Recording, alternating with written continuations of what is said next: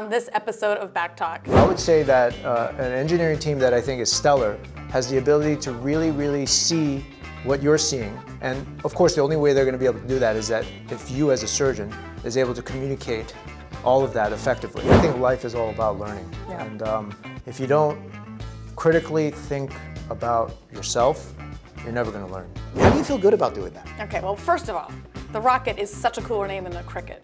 A rocket The cricket was great. Come on, rocket is speed, it's energy, it's force, it's transformative. A cricket is just a squeaky bug. The newest hot take is there's a lot of disruption going on in the United States around the FDA, right? We're Yep. hearing about a lot of rifts coming, and I'm curious what your perspective is. Hot take of what's going on right now. What do you think is going to happen with Health and Human Services as it relates to FDA and that impact on our industry?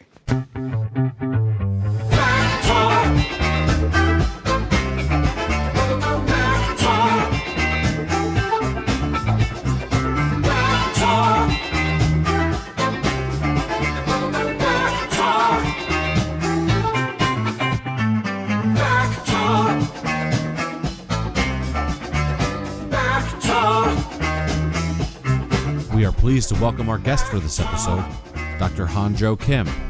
And now, here are your hosts, Eric Major and Rebecca Whitney.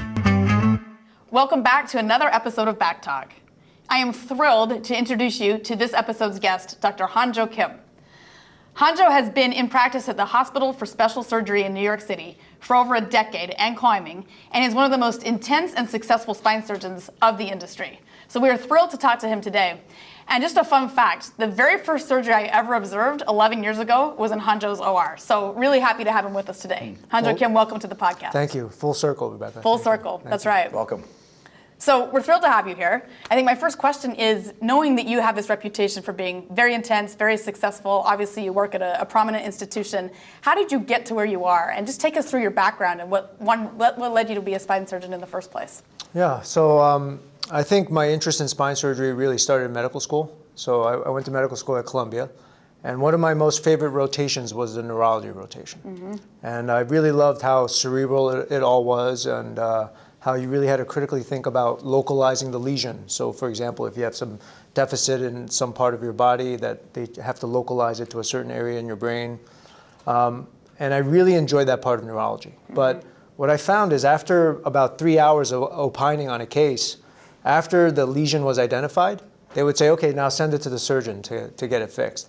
And I thought, really, I wanted to be involved in that part, the fixing part as well. So I started to get into spine surgery because I feel like spine surgery, more so than a lot of other specialties, they really focus on function and form and quality of life, and everything sort of makes sense. You know, if you have an L5 nerve root compression, for example, you'll have a certain type of deficit that 95% of the time is going to be reproducible. So if you take the stenosis off of that nerve root, you'll result in resolution of the pain symptoms and weakness and neurologic issues as well. So spine surgery, for that reason, was very attractive to me. Mm-hmm. I would say subsequently I was the fortune of tremendous amount of luck. I think it takes passion, but it also takes a lot of luck and for things to sort of fall in your favor. And I was lucky enough to train and do my residency at the Hospital for Special Surgery, which is a tremendous institute and organization. I think now we have over 150 orthopedic surgeons and over 25 spine surgeons within the institution. And you could imagine that sort of organization has a tremendous infrastructure to foster any sort of interest that you may have. And for me, it was spine surgery. When I was there, I met Dr. Ohenoba Boachi, who's a mentor of mine. And he really is an incredible person. We could spend a whole podcast separately talking about everything that he's done in his life. But he was somebody that I could emulate and follow as far as the things that he accomplished throughout his career. Not only was he a fantastic and phenomenal surgeon, but he was also a humanitarian and a very good person with a good amount of balance. And having somebody like that as my mentor was, I think, very critical in my development. And subsequently then, I did my training at WashU in St. Louis, where I had the leadership of Dr. Lenke, Dr. Keith Bridwell, Dr. Buhovsky, Dr. Dan Rue. And I think being surrounded by such giants has really helped form my career and has brought me to where I am today. Amazing. Yeah, it's been fantastic just to watch you continue to build your career, and again, your reputation speaks for itself. So thank you for that. It has been an amazing career. You know, when I think about when you and I first met, it was through Dr. Boachi. And today you and I sit on the board of Focus together and kind of helping on that humanitarian side, and it's been a great run. But when we first met, I've watched you kind of skyrocket through the industry. And as a key opinion leader, I think, you know, people would love to know. So you've worked with and engaged with a lot of different companies over the years to bring that expertise. Give us some examples of, not the company names, just examples of your engagement with companies of where you feel like a company does a great job of communicating or does something that you gravitate to that company, and other ones that kind of miss the boat. What are the key things that companies need to know to really appeal to a key opinion leader like you and have that engagement go the right way?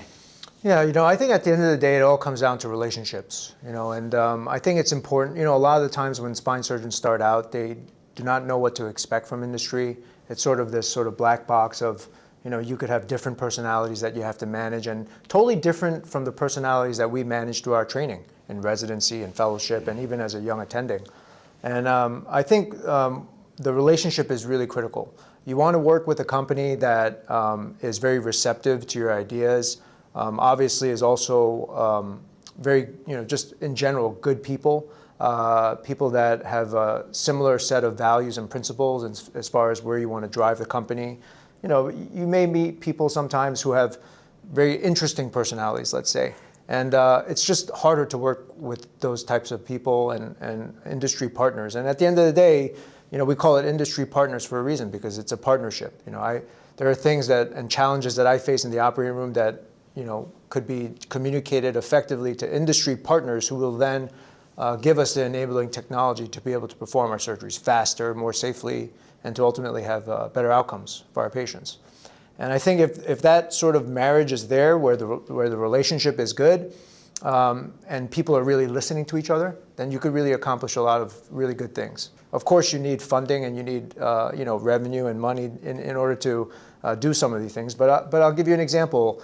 I'm very into education, and I think one of the things that attract me to industry partners is having the opportunity to be able to teach, to have industry partners who have an investment in education, because at the end of the day, it's sort of a mutually beneficial relationship.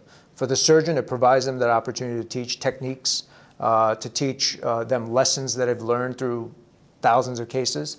For industry partners, it's beneficial as well, because it allows them to showcase their technology, showcase what they do differently, what allows them to bring that sort of expertise to the operating room from a technical and sort of technological background. So I think companies like that I find to be very attractive, and of course, having a tremendous engineering team to be able to, you know, put into sort of a hardware all the thoughts that we have about working around the problems that we encounter.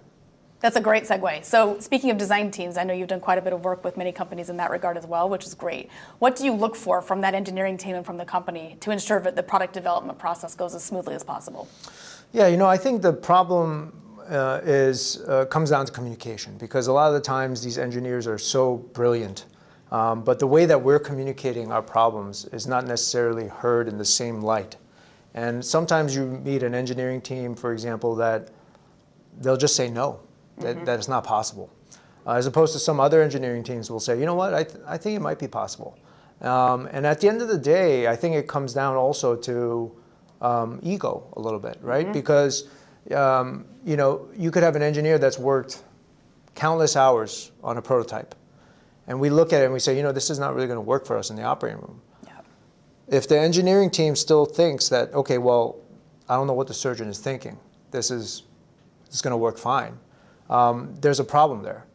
Likewise, if the surgeon says, you know what, I could use this, and it could be sort of used by everybody in the country or any other spine surgeon in any situation, that's also a very egotistical way to think about it as well. So I think at the end of the day, you have to put all that aside. You have to see what is a generalizable and applicable technology. You have to try to arrive at that solution with partners from engineering to be able to, and you have to be able to communicate your ideas effectively. And sometimes it requires multiple renditions of communication. you state something one way and it's not heard. But then you say it a slightly different way, and for whatever reason, it allows there to be a light bulb that goes off. And then you're able to kind of go across that barrier and then start to innovate in a meaningful way. Mm-hmm. So, and at the end of the day, the solution for all of that and the foundation for all of it is in the relationship. Mm-hmm. You have to be comfortable with the engineering team. The engineering team has to feel comfortable with you. You have to be comfortable making a mistake. They have to be comfortable making a mistake. At the end of the day, everybody's comfortable with each other, and that allows you to really achieve a high-functioning team. I love it. So Eric and I were talking earlier. We're on the same team now, but we were competitors back in the day because when I first met you, I was with Biomet. I had just joined Biomet, and Eric, of course, was running K2M. So we first met at SRS in Alaska. We were doing a design team project. And why don't you tell the story? Because you've got the background here. Yeah, so, well, I mean, all right, you'll remember. So we're in Alaska at SRS, 2013, I think, and we'd been talking forever because of the relationship with Oheneba and your expertise and a key opinion leader. Been out to dinner a number of times and up till 2 a.m, right, having drinks.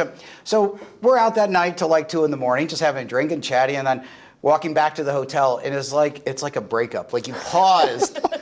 And you said to me, I've made a decision. I'm like, what do you mean you made a decision? I'm going to go with Biomet Spine versus working with you at K2 in that particular project.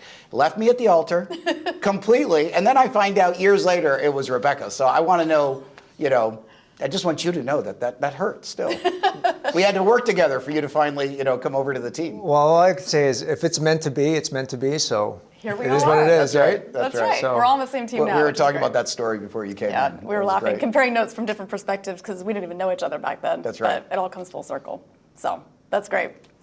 So do you ever, when you have those engagements with engineers you talked about, product managers, engineers, sometimes they must come into the OR and you're like, they don't even understand what I'm trying to show them.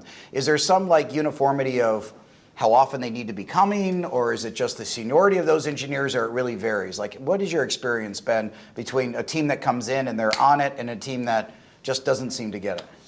Yeah, I think teams that are willing to really learn and to get into it require multiple visits to the operating room, because a lot of the times, we have wounds where the hole is sort of deep. They can't really see everything that's happening and the struggles that we're having and what sort of mechanical solutions that could be made based on certain issues. And that's our job as surgeons to communicate that. And I would say it's the job for the engineers to be able to visualize it. Mm-hmm. And I think visualization is so important because if you have deliberate practice with visualization, it'll allow you to really execute at a high level. So I would say that an engineering team that I think is stellar has the ability to really, really see what you're seeing. And of course, the only way they're going to be able to do that is that if you as a surgeon is able to communicate all of that effectively. Mm-hmm. And sometimes it's not easy because we gloss over certain portions of the case that we may not consider to be challenging, while some other population of surgeons may consider it to be very challenging. So our job is to sort of put it out exactly the way it is, step by step, very deliberate, and then help the engineers to visualize what we're visualizing so that they could come up with a solution. How do you think about the local representation as it relates to the corporate side on the product management, engineer, product manager, everything happening at the corporate level? How important is it to also have somebody local to help set those things up, be there in your experience? For whether it's good or bad, spine is still, I think, one sort of implant technology that requires a lot of sort of sales representation. And the reason why I say that is because, for example, if you look at hip and knee replacements, you kind of just open up one hip, one knee replacement. It's kind of standard parts. You put those implants in, and then you're done with your knee replacement. The thing about spine surgery is that every single segment of the spine is different, and there might be deformities that are specific to a level. Mm-hmm. For example, somebody might have a deformity that requires a surgery from T10 to pelvis, but in that, somebody's spine, the pedicles may align perfectly.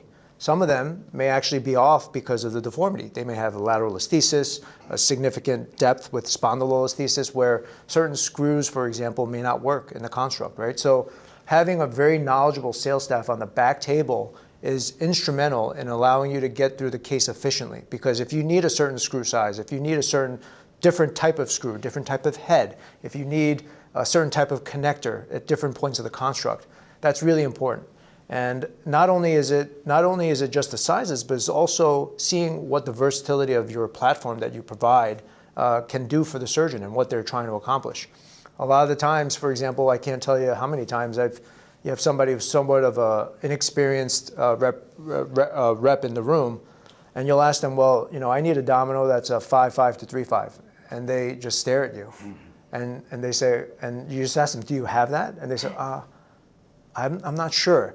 So this is where you're not going to really encounter that problem when you're doing a hip and knee replacement, but you're going to encounter that problem in spine surgery. And for us, having a very seamless and smooth operative experience is something that is very favorable for us when we're reviewing a company. So I think sales and sort of the troops at the ground level when it comes to the actual sale of implants in spine is still extremely relevant. And I think also a healthy level of communication between those representatives with corporate is also very important. Because if corporate and the C-suite is entirely disconnected, they might be pushing the company in a direction that's not necessarily meeting the needs of the surgeon and then ultimately our patients. Yeah. Love it. Great feedback. Yep, that's great. Okay, I'm going to shift gears a little bit. I have a question for you. When I pulled up my phone to communicate with you about this podcast, what popped up is a lion. So my question is, tell me how this came to be your profile picture. You're known for being very intense, which is a good thing. I like intense a lot. What's up with the lion headshot? Yeah, so the lion headshot is, first of all, lion's my favorite animal. Yeah. But I like that shot specifically because I was in safari at the Okavango Delta. And after the Okavango Delta, we went on a little excursion in the area of Botswana where there's an elephant sort of camp. But then also there's a pride of 3 male lions. And I just remember that when we were in the safari truck, the safari guide said, just if you stay still, they won't consider you as a separate entity within the truck. They'll just consider the whole truck as one thing, and they'll just walk by you. They think you're like a rock or some stone that's been sitting there or a tree. So I remember that I sat there and I was just watching, and I took out my camera to try to take a photo. And it's like the lion made eye contact with me and just kept on walking closer and closer. And I said, wow, this is an amazing shot. I stayed completely still. I just clipped as many snapshots as I could. But that shot is You took that picture? I took that picture. Oh, you're kidding. Yeah, I took that picture on my iPhone. Wow. That's brilliant. And the lion was seriously, probably like 10 feet away. And I thought it was a very powerful moment for me also because I was, shortly after that, COVID started. And there was a lot of political riffraff going around about discussions, and it also gave me a lot of time because the hospital was closed down from operating for 3 months, and I was in the ICU covering the COVID patients. But I remember doing a lot of reading, and I remember one of the things that I read was, in life you want to be lion, not sheep. And because of that, I thought it was really powerful for me, and I wanted to make it my profile photo because of that. I love it. That's a great story. Yeah, love it. Thank you. Then I'm going to have to ask you, as part of being a lion, is it true or false that you have a pull-up bar in your office? I do have a pull-up bar in my office, yes. How many pull-ups can you do? On a good day? Probably about 30. 30 straight? Yeah, 30 straight pull-ups. And are you doing those before or after you have meetings with companies? Sometimes in between. I love it. Okay, so my follow-up question is, who out of the 3 of us do you think could do the most pull-ups? Well, we already know it's you. Out of the 2 of us, who do you think Wait, what do you mean? That was quick. You think you can do more than Hanjo? More than 30? 30's a lot. I don't know, but Depends. Sometimes I do weighted pull-ups, and if I do weighted pull-ups, I can only do like 15. But depends how much weight I put on. That's what I was just going to You ask. just threw that in there. Yeah, I'm just saying. Just threw that in there. That's great for the podcast. But between both of you guys, though, I don't know. It's kind of tough, I think both of you are very intense. I respect both of your personalities tremendously. I would say, because of that, there's this underlying grit where you put your mind ahead of whatever you want to accomplish, and then you could just somehow make it done. You could amaze your body because you don't think that you could do it. But if you put your mindset towards it, it's amazing what you could accomplish. So I think both of you, I wouldn't put it past that you could actually do 30.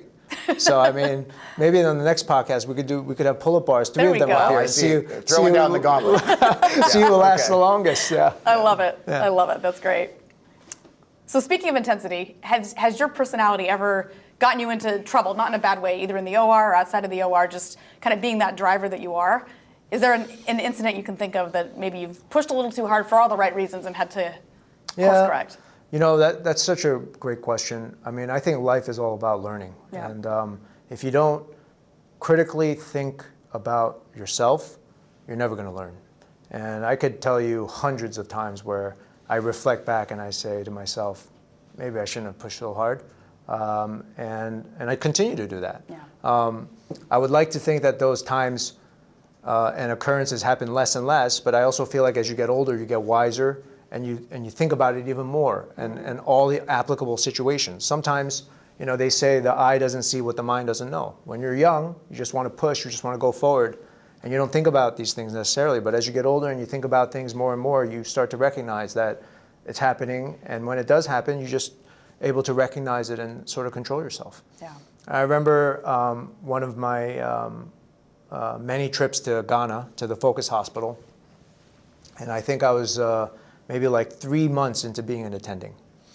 And obviously when you start out, because you want structure, because you want to make sure that you're doing things correctly, you have a very systematic way of doing things. Getting patients out of bed at a certain time, blood pressure management and surgery, all these things. And what I realized is during the first 3 months when I went to Focus, during my first 3 months of attendingship, by the way, I found that to be a tremendously valuable experience because it also gave me the ability to handle very complex cases very routinely. Mm-hmm. You know, I think Ohana Babawachi brought me there, and he said basically you're going to have about 8 weeks now, and you're going to need to do like a PSO or VCR every day. And I have to go to Addis Ababa or Sierra Leone to see follow-ups. So you're on your own. Wow. And I think that was a tremendous learning experience for me to start out, and I found myself fortunate to have that opportunity. But one thing that I realized when Hoerba was gone and he was doing his follow-ups, the nursing, I wanted one of my patients who I just operated on to get up the same day and to mobilize. And I realized that they've never done that. They've never done that there. And for me to have that request was it was out of nowhere, because they didn't expect that. And I said, well, there's no reason why the patient shouldn't be able to get up. We should try to get them up. So I got the patient up myself out of bed in the PACU in between cases. And I went for a walk with them. And I felt good about it at the time. I said, well, look, the patient's walking and we could accomplish this here. But what I realized is actually I was hurting the nursing staff. They felt hurt because I kind of went above what they thought was their duty to do. And they were having the doctor do it. So they felt like they were failing me. Then I showed them that they could do it. And then now they feel like they've been failing a lot because they haven't done that before. Mm-hmm. And I recognize that there's different ways to communicate that and to do things like that, even if it's the right thing. Sometimes, hopefully it's the right thing. Yeah. Sometimes it's the wrong thing and you're still trying to push the wrong thing. But I think the value and the most important thing in all of that is to make sure you're able to be critical for yourself, reflect on scenarios, and being sensitive to people around you to make sure that you're always having a high level of emotional intelligence, and you're able to leave the best impression on people. Because at the end of the day, we all have the best intentions, and it just has to be communicated that way. Yeah, go ahead. There are so many parallels to business leadership and surgeon leadership. It's amazing. I mean, everything you said I can relate to. And even if I'm trying to push for good reasons and have that positive intent, if it doesn't land right, you sort of have to be very self-aware and say, hang on a second, I know what I thought and why I'm pushing so hard, but if you're not receptive to how your team is receiving you, it doesn't get there. So totally agree, and thank you for sharing that. 100%. Yeah, that was great. What I was going to ask is I was thinking through that whole self-awareness thing is a great lesson. And so we talk about your career and what you've been able to achieve and where you are today. So if you spoke to yourself 15 years ago, or you're speaking to residents and fellows today, or someone who just came out, what are some of the lessons learned or some of the feedback you would give those people that are thinking about entering a career in spine? Yeah, what I would say is stay disciplined, and not only with your actions and what you do every day, but also with yourself. And so, for example, something in a very one-dimensional manifestation of that would be, having a research infrastructure, right? Because if you're an academic spine surgeon, you want to do research, you have to be disciplined with your office staff, your medical assistant, how you run your office so that your outcome scores are measured correctly, the radiographs are done correctly. And if you don't incorporate that into how you practice and how you see patients from day one, it's really hard to incorporate it 5 years later because it becomes a habit for you and you're used to a certain level of efficiency. And if you all of a sudden feel like you're incredibly inefficient because you have to integrate these things, then it becomes very hard to go back to. So I would say stay disciplined with what you want to do. Stay disciplined with also what your goals are. And what I mean by that is sometimes discipline is not just sticking with the regimen, but it's also making sure that your mindset stays uniform. Because you're going to have distractions. You're going to have events in your life that distract you, that kind of keep you off the road. And staying disciplined in that scenario is to stay centered, keeping in mind your goals, and also knowing that it's really a marathon. It's not a sprint. And if you burn yourself out too early, if you get impatient with something that you want to accomplish because it's not here yet, because all of us have personalities where we wanted something yesterday. Mm-hmm. We wanted it to be done yesterday. And at the end of the day, that's just not how life goes, right? If it was, then all of us, I don't know, we may be retired and in coffins already, We don't want that to happen today, right? So I think you have to keep the long-term goal in mind. You have to have the mindset. You have to periodically have insight to yourself to say, be patient. I know you wanted this before, but it's going to happen, but you just have to stay persistent. And then the other side of discipline, which is the perseverance side. So yes, there are going to be times when you feel like you're pushing an elephant in the room, or you feel like everything's an uphill battle. But there's ebbs and flows, and there's going to be times when you could totally fly, and there's going to be times when you're slowing down. And that's okay. There's nothing wrong with any of that. And my word of advice to try to deal with that is try to keep your highs low and your lows high. Yeah, Fantastic. Well, this has been wonderful. Thank you so much for the conversation. Very, very enjoyable. It's been wonderful to have you on the show. Look forward to all of our viewers tuning in for this episode. And so, Dr. Hanjo Kim, thank you so very much. Well, thank you guys for the opportunity. Thank you. Thank you. Cheers. Thank you for joining us for another episode of Back Talk. And we want to thank Dr. Kim for his hot takes on spine. See you next time.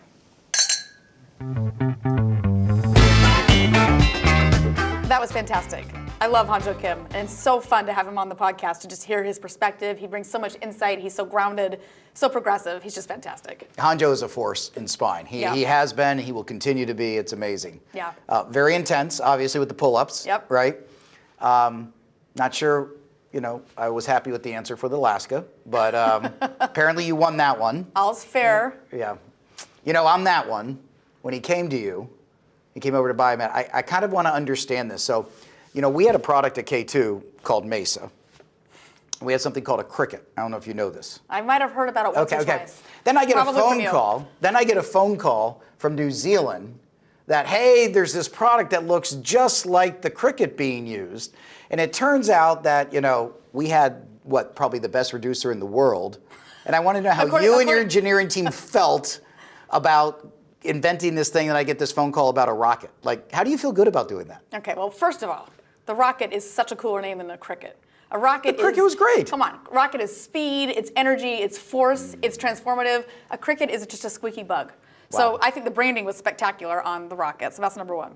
Number two, when you assemble a design team with powerhouses like Hanjo Kim, you get the best and brightest minds. And imitation is the most sincere form of flattery, and I would say that if we were to put the cricket up against the rocket would win every time. Okay, well, and now you're part of this team, so... I am on this team now, like but I the have to rocket. agree to disagree. It was the innovation that came out of Mesa, but that's okay. I mean, now we're on the same team, we'll go win. So But straight talk, answer me honestly. Would you rather have the cricket or the rocket today? the rocket would not exist without the invention That of the was cricket. a dodge. No, The- it wasn't the a answer- dodge. the I'm just answer- telling you, the it would an- not exist without the cricket, right? So that you Fair just enough. need to know So it's a yes and. The cricket was great at its time. The rocket is an improved upon version. The Rocket stood on the shoulders of the today, the Rocket is a better product, but There it because is. of what we created with the Cricket. There it is. I'll give you that. Okay, fair enough. Yeah. And Hanjo Kim is the connective tissue that brought that all together for us. Okay, well, I will agree with that, but we still should have gotten him. Fair enough. Yeah. Anyway, he's great. We're so Yeah. fortunate to have KOLs of his caliber to join us on this podcast, and really fantastic to just get his take on all things spine. Yeah, I mean, I thought when we start to launch this and we talk to doctors like that, the perspective, the lessons learned for people listening, I think is going to be fantastic, right? Because it's real world. And I love the way he gave us that feedback. Yeah, it's So, great. yeah. Great. So, hot takes, Yes. right? So, the newest hot take is there's a lot of disruption going on in the United States around the FDA, right? We're Yep. hearing about a lot of rifts coming, and I'm curious what your perspective is. Hot take of what's going on right now. What do you think is going to happen with Health and Human Services as it relates to FDA and that impact on our industry? So a couple things. I'm a huge believer that we can control what we can control, right? And that's true in life, that's true in business. You always have these macroeconomic factors that are going to affect business. You know this. I think this is yet another example where, yes, it's uncertain. Nobody's entirely sure how this is going to play out. It's obviously concerning. We're not entirely sure where this lands, but I do think that there's always a way to make it through these types of events. I'll give you an example. There are companies in our industry right now that are struggling because their products and their technologies are at various stages of approval with the FDA. And when cuts like this happen, that grinds to a halt. I have had calls from other CEOs asking for my help and support as we try to lobby together to get this done. Because obviously it's not a great situation when everything just stops, especially when you're waiting on an approval that is, time sensitive. I think organizations like AdvaMed and MDMR have been very, very helpful to advocate on behalf of the medical device manufacturers who understand, because it's made up of people like us, that know how important this is. All that being said, like I said before, I think you have to just trust that we can control what we can control. There will be a way forward. It may not look exactly like the process has looked historically, but obviously these are unprecedented times, and I think just being able to take it as it comes and then pivot and react accordingly is important. But yeah, it's a big deal, big change. Yeah, I agree. I mean, I think timelines may be impacted. Yep. Ultimately, I believe we'll still get through this FDA process with our products, but it's going to be really interesting, and I think that'll be another topic for us to come back on as we watch this change. Yeah, completely agree. Yeah. Definitely big news for this week, no question. Thank you again for joining us for another episode of Back Talk. And we'll see you next time for more hot takes on spine.